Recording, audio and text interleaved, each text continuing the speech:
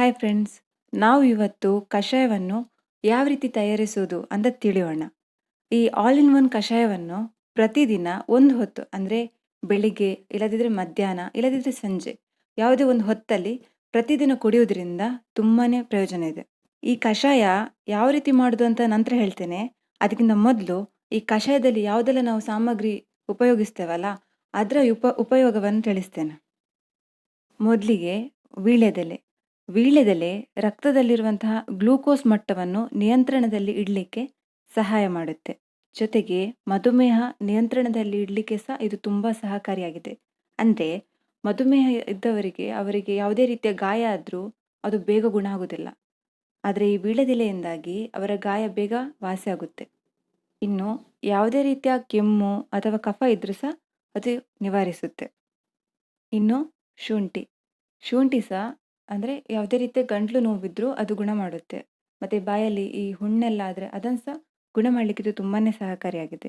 ಜೊತೆಗೆ ಕಟ್ಟಿದ ಮೂಗನ್ನು ಆದಷ್ಟು ಬೇಗ ರಿಲೀಫ್ ಮಾಡಲಿಕ್ಕೂ ಇದು ಸಹಾಯ ಮಾಡುತ್ತೆ. ಇನ್ನು ಅರಶಿನ. ಇದು ರೋಗ ನಿರೋಧಕ ಶಕ್ತಿಯನ್ನು ಹೆಚ್ಚು ಮಾಡುತ್ತೆ. ಜೊತೆಗೆ ಈ ಮರವಿನ ಕಾಯಿಲೆ ಬಾರದಂತೆ ಕಾಪಾಡುತ್ತೆ. ಮತ್ತು ಹೃದಯದ ಯಾವುದೇ ಸಮಸ್ಯೆ ಇದ್ರೂ ಅದು ಬರದಂತೆ ತಡೆಯುತ್ತೆ.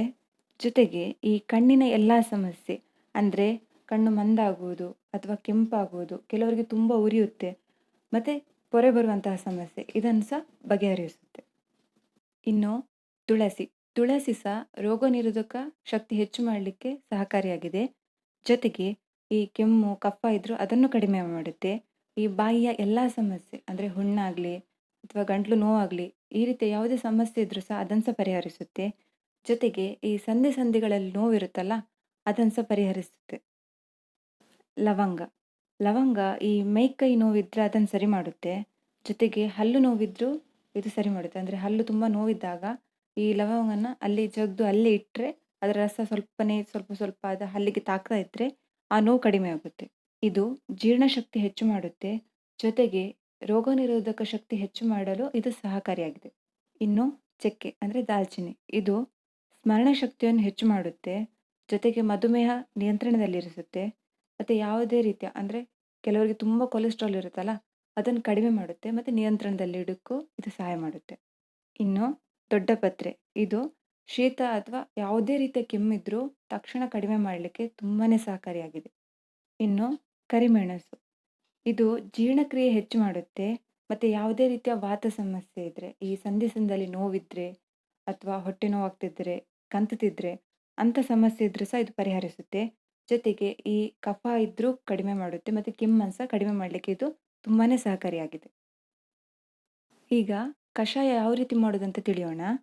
ಕಷಾಯಕ್ಕೆ ಬೇಕಾಗಿರುವಂತಹ ಸಾಮಗ್ರಿಗಳು: ವೀಳ್ಯದೆಲೆ 2, ಶುಂಠಿ 1 ಇಂಚು, ಕೃಷ್ಣ ತುಳಸಿ ಇಲ್ಲದಿದ್ದರೆ ತುಳಸಿ ಸಾಗುತ್ತೆ 5ರಿಂದ 6, ಅರಶಿನ 1 ಟೇಬಲ್ ಸ್ಪೂನಷ್ಟು, ಲವಂಗ 2, ಚಕ್ಕೆ 1 ಇಂಚು, ದೊಡ್ಡಪತ್ರೆ 2 ಮತ್ತು ಕರಿಕಾಳು ಮೆಣಸಿನ ಹುಡಿ 1 ಟೇಬಲ್ ಅಷ್ಟು ತಗೊಂಡ್ರೆ ಸಾಕು.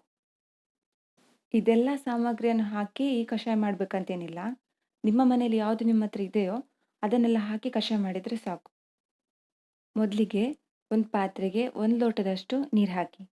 ನಂತರ ಎಲ್ಲ ಸಾಮಗ್ರಿಗಳನ್ನು ಸಹ ಹಾಕಿ. ಅಂದರೆ ವೀಳ್ಯದೆಲೆ, ಶುಂಠಿ, ತುಳಸಿ, ಅರಶಿನ ಈ ಎಲ್ಲ ಸಾಮಗ್ರಿಗಳನ್ನು ಸಹ ಹಾಕಿ ಚೆನ್ನಾಗಿ ಕುದಿಬೇಕು. ಯಾವ ರೀತಿ ಅಂದರೆ 1 ಲೋಟದ ನೀರು ಅರ್ಧ ಲೋಟಕ್ಕೆ ಬರುವಷ್ಟು ಹೊತ್ತು ಕುದಿಸಬೇಕು ಮೀಡಿಯಮ್ ಉರಿಯಲ್ಲಿಟ್ಟು.